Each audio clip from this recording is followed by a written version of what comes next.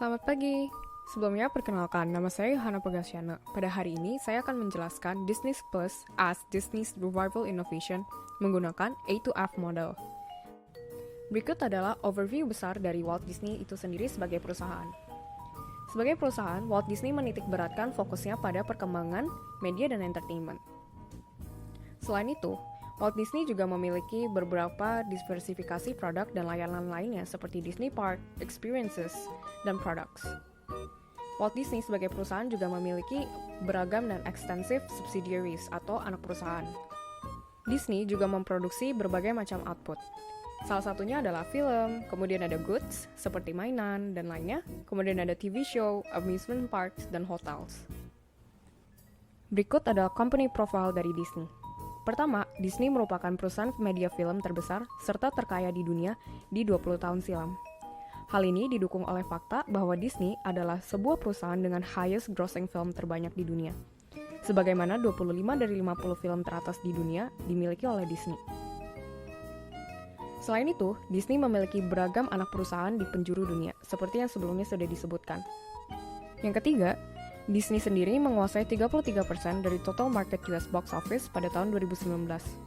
Apabila dikombinasikan dengan 20th Century, Disney secara keseluruhan menguasai 38% market share. Seperti yang bisa dilihat pada pie chart berikut. Meskipun sudah dinyatakan sebagai market leader, Disney sendiri pun tidak luput dari tantangan. Sejak adanya COVID-19, Disney banyak mengalami threat yang mengancam pendapatan maupun posisi Disney sebagai sebuah market leader. Hal ini melatar belakangi profil kasus yang akan dibahas pada hari ini. Berikut adalah penjabaran profil kasus dan gap dari Disney. Pertama, pada awal tahun 2020, Disney sendiri mengalami revenue drop sebesar 67% yang dilatar belakangi oleh pandemi.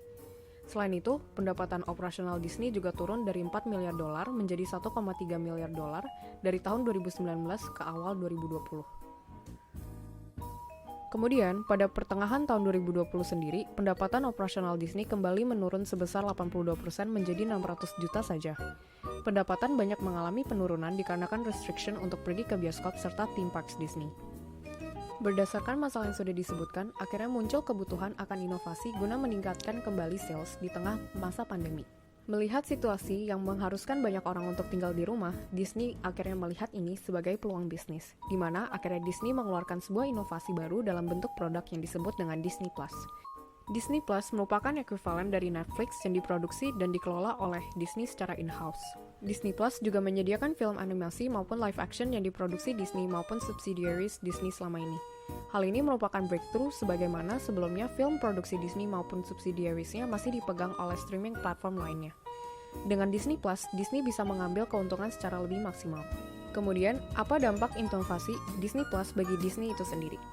Dapat dikatakan, Disney Plus menopang pendapatan Disney terutama saat pandemi.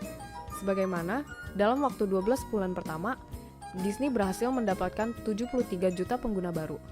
Pada tahun 2022 sendiri, Disney Plus juga sudah mendapatkan 129 juta pengguna.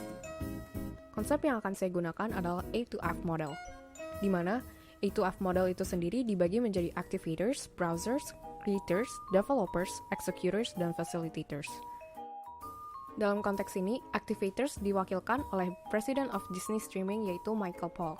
Beliau menjadi penggerak dan penginisiasi awal proses development inovasi Disney Plus. Kemudian, browser direpresentasikan oleh Senior Research Analyst Business Disney Plus, yaitu Mary Clement.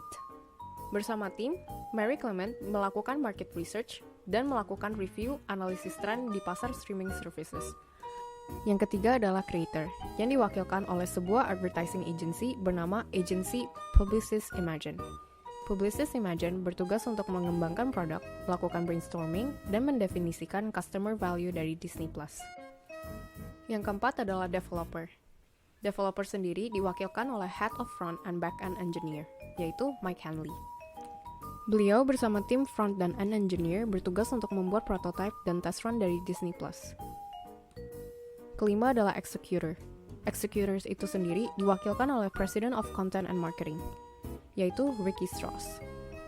Ricky Strauss bersama divisi pemasaran bertugas untuk menyusun rencana pemasaran dan uji coba pasar Disney Plus. Selanjutnya adalah facilitator. Facilitator ada CEO dan Head of Innovation and Creativity.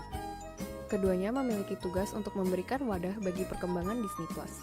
Selain itu, keduanya juga bertugas untuk melakukan persetujuan investasi dan merupakan pihak yang mengambil keputusan inovasi Disney Plus.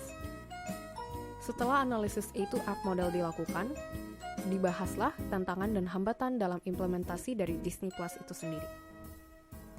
Yang pertama, Disney Plus itu sendiri adalah pendatang baru di pasar streaming services yang mana sudah banyak perusahaan lain yang sudah established lebih dahulu. Selain itu, Disney Plus sendiri mengalami hambatan dalam mempenetrasi pasar streaming services di Asia. Sebelumnya, sudah disebutkan dampak inovasi Disney Plus secara singkat, namun secara detailnya, bagaimana sih sebenarnya Disney Plus itu sendiri mempengaruhi Disney? Pertama, Disney Plus menjadi sumber revenue baru sebesar $70 miliar bagi Disney saat awal peluncuran. Revenue growth Disney juga dilaporkan meningkat sebesar 41% sejak peluncuran Disney Plus, jika dibandingkan dengan Q4 tahun sebelumnya. Kedua, sukses dan banyaknya subscriber sebanyak 130 juta lebih meningkatkan tingkat investasi investor dan valuasi perusahaan sebesar 8%. Disney Plus juga berhasil menurunkan operational loss dari $119 miliar ke hanya 2,54 M di 2022. Disney Plus juga menambahkan loyal customer terhadap brand Disney itu sendiri. Sebagaimana menurut Hub Data, subscriber loyalty Disney Plus mencapai 77% dari total subscriber. Maka dari itu, dapat disimpulkan bahwa Disney Plus merupakan salah satu inovasi yang mampu mengangkat kembali pendapatan Disney yang sempat menurun dikarenakan imbas pandemi. Berikut adalah daftar pustaka yang saya gunakan. Sekian dan terima kasih.